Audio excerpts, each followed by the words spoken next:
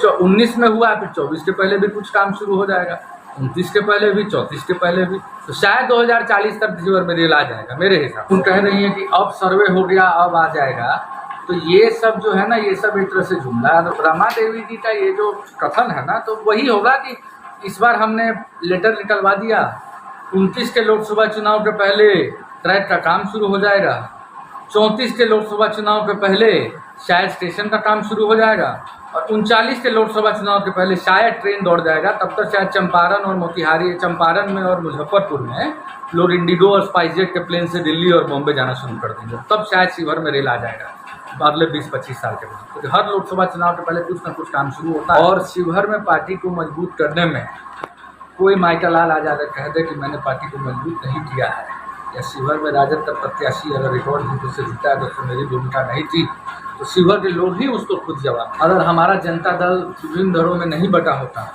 तो आज बीजेपी के जगह पे हम लोग इस देश की सेवा कर रहे होते। कांग्रेस के रूप में के सामने मजबूत विकल्प होता जाता। और महागठबंधन 24 में हम लोग का उद्देश्य है कि भाजपा को हम लोग हराएं। अलग होने से पहले तो माननीय प्रधानमंत्री जी ने कहा था कि देश में एकमात्र समाजवादी है वो नीतीश कुमार, इसलिए अभी हमारे साथ मौजूद हैं शिवहर निर्माता बाबा रघुनाथ झा जी के पौत्र नवनीत झा जी, जो दिल्ली सुप्रीम कोर्ट में एक अधिवक्ता हैं, जो शिवहर जिले से रहते हैं और शिवहर जिले के राजनीतिक में काफ़ी दिनों से रुचि रख रहे हैं। एक अपने जीवन बचपन काल से ही राजनीतिक में रुचि रखते हैं और साथ ही साथ अधिवक्ता के तौर पे सुप्रीम कोर्ट में प्रैक्टिस कर रहे हैं। आइए इनसे हम कुछ खास बातचीत करते हैं शिवहर के विभिन्न मुद्दों पर और शिवहर के राजनीतिक एजेंडों पर।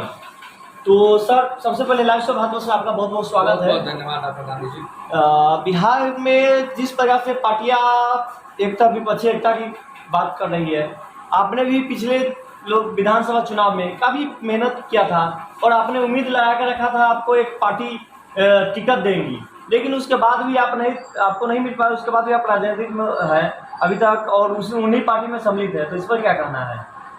देखिए, परिस्थितियाँ कुछ ऐसी बनी जिसमें हमको टिकट से वंचित कर दिया गया 2020 में।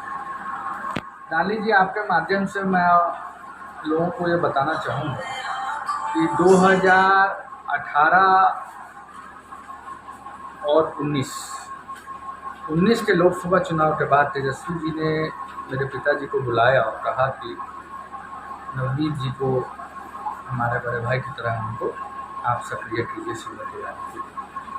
और आप उठा के देख लिया जाए मेरा बयान कि शायद आज जो सत्ता के मेन स्ट्रीम में है तेजस्वी जी की बदौलत, उन लोगों ने 2.5 से 3 साल में शायद उनका नाम भी कहीं ना लिया हो, लेकिन मैंने अपने 2 साल के 2.5 साल की राजनीति में हर मंच से सिर्फ तेजस्वी का नारा पूरे उत्तर बिहार में मैंने ही दिया था।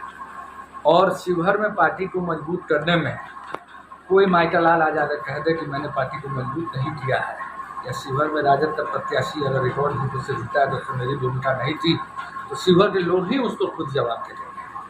तो टिकट से वंचित किया गया, तो माननीय मुख्यमंत्री जी नीतीश कुमार जी ने मुझे सम्मान दिया, मैं उनके साथ जुड़ा और इस बात की मुझे खुशी है कि सारे समाजवादी फिर से एक साथ आए। मैं बार बार इस चीज़ को कहता हूँ कि अगर नीतीश जी लालू जी में अगर दुराव नहीं हुआ रहता, अगर हमारा जनता दल विभिन्न दलों में नहीं बटा होता, तो आज बीजेपी के जगह पे हम लोग इस देश की सेवा कर रहे होते। कांग्रेस के रूप में के सामने मजबूत विकल्प होता जाता। कहीं ना कहीं हम सब समाजवादियों की लड़ाई में जो है भाजपा को मौका मिल गया और हम लोग पिछड़ते चले गए। तो ये मैं आज फिर कह रहा हूँ कि हम लोग को बड़ी खुशी है कि लालू जी और नीतीश जी और सब समाजवादी एक घड़े के अंदर आए हैं और सब लोग मिलकर एक मजबूत विपक्ष जनता के हाथ में है। हम लोग मजबूत विपक्ष जो है करेंगे और आने वाले 2025 के लोकसभा चुनाव किस प्रकार से तैयारी करेंगे आप? किसी पार्टी विशेष पे आएंगे या? हम लोग महागठबंधन 24 में हम लोग का उद्देश्य है कि भाजपा को हम लोग हराएं और एक मजबूत मतलब कि विकल्प देश के लोगों को दें। आप अपने लिए क्या आप विधायक प्रत्याशी 2025 के होंगे? विधानसभा प्रत्याशी। देखिए ये बात तो हम अभी कैसे कहते हैं, तो पार्टी के हाथ में है और शिवहर के लोग जो चाहेंगे वही। पार्टी ने पिछली बार तो आपके साथ धोखेबाजी की, अच्छा वो अलग परिस्थिति थी।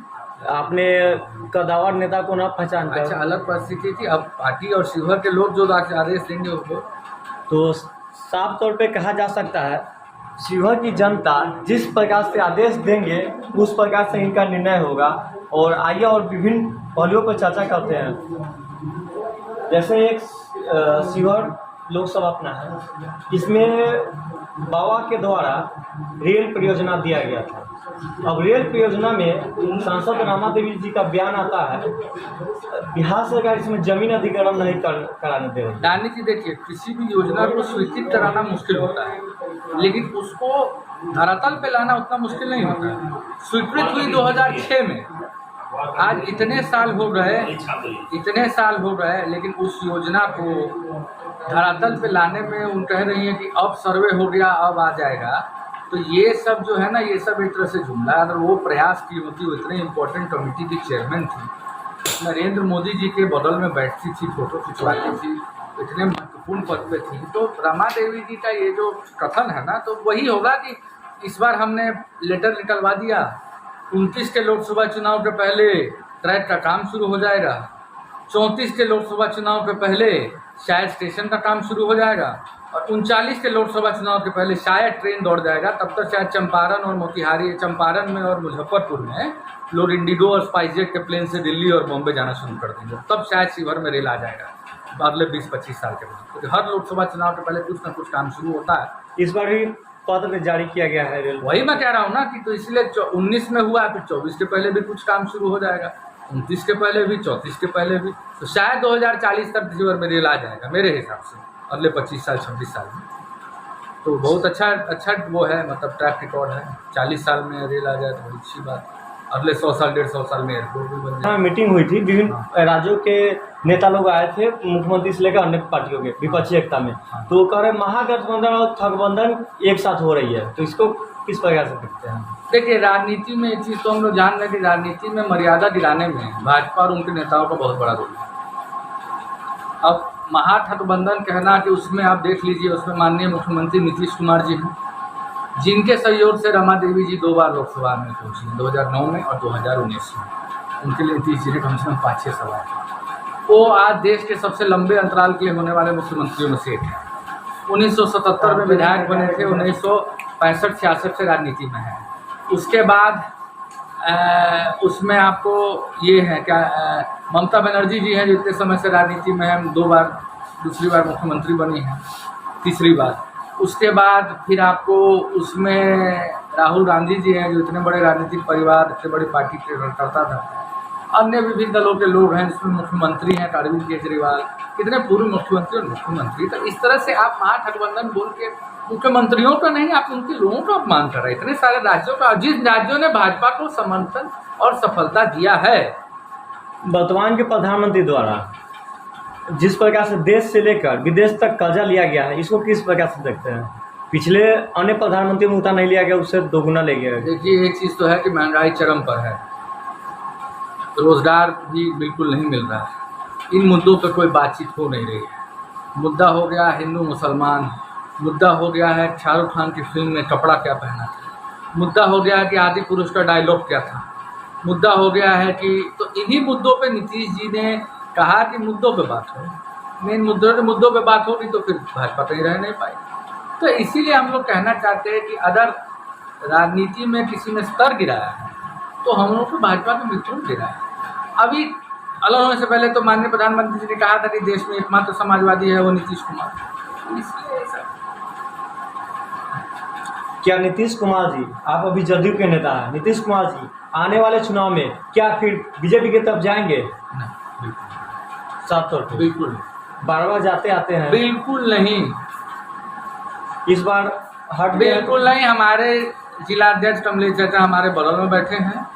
मैं पार्टी के तरफ से आधिकारिक बयान नहीं दे सकता हूं, है ना।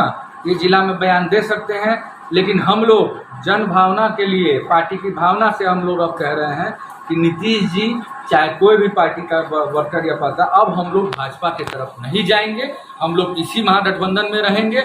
और हम लोग से पूछा भी जाएगा, अगर नौबत आई, कभी ऐसी नौबत आएगी नहीं, तो हम लोग एक स्वर में कहेंगे कि अभी हम लोग जहाँ हैं हम लोग को वहीं रहना चाहिए, चाहे हम लोग उसमें बर्बाद हो जाए, चाहे हम लोग जीते। अब हम लोग भाजपा के साथ नहीं जा रहे किसी कीमत।